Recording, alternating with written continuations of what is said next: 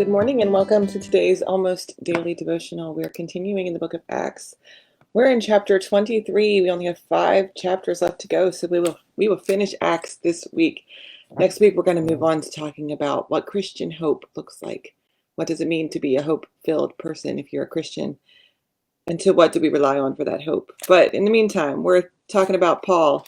This is Paul. He has been arrested by the Roman people, by the Jewish authorities, and taken to the Roman authorities to be punished. But the Roman authorities say there's nothing wrong with him.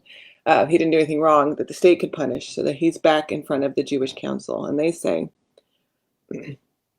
knowing that some of them were Sadducees and the others Pharisees, Paul exclaimed in the council, "Brothers, I'm a Pharisee and a descendant of Pharisees. I'm on trial because of my hope in the resurrection of the dead." These words aroused a dispute between the Pharisees and Sadducees, and the assembly was divided. This is because Sadducees say there's no resurrection, angel or spirit, but Pharisees affirm them all. Council members were shouting loudly. Some Pharisees who were legal experts stood up and insisted forcefully, "We find nothing wrong with this man.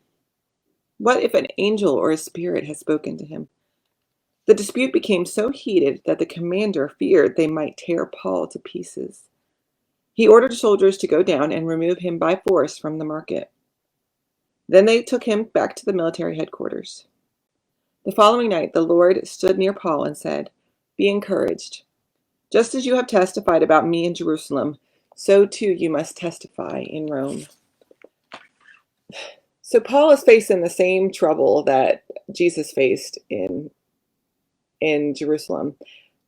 He's caught sort of in a battle between two opposing forces within the same religion. The Pharisees and the Sadducees are arguing amongst themselves about what their scripture means. And so the people who are involved, Paul and Jesus, are caught in the middle of a battle that doesn't really have anything to do with them. It doesn't have anything to do with Christianity. It was a argument over Jewish tradition and laws. And my mother always told me that you could remember the difference between Pharisees and Sadducees because the Sadducees were sad, you see. They were very locked down, very strict, very, you can't do anything. You can't, you have to follow the rules and you have to they were just very into being punishing, self-punishment almost. And the Pharisees saw much more opportunity for God's Spirit to move, God's Spirit to act.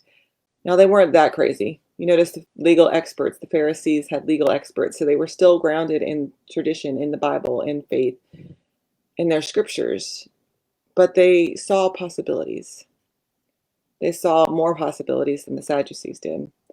And yet neither one could recognize the truth of what Paul was saying, which is the resurrection of the dead.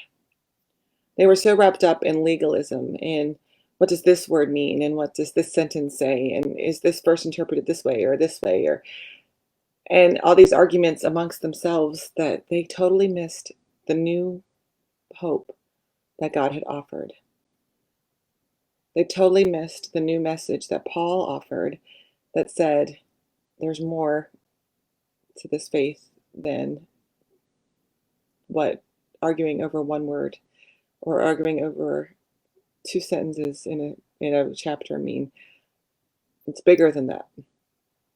The Christian faith is founded in the resurrection from the dead. It's founded in the resurrection from the dead of things that are literally dead from earth, things that no longer exist on the earth.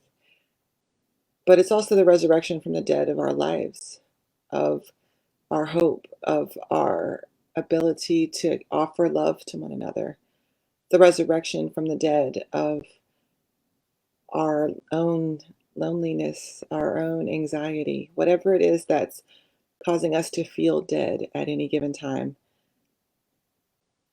Christianity offers us hope.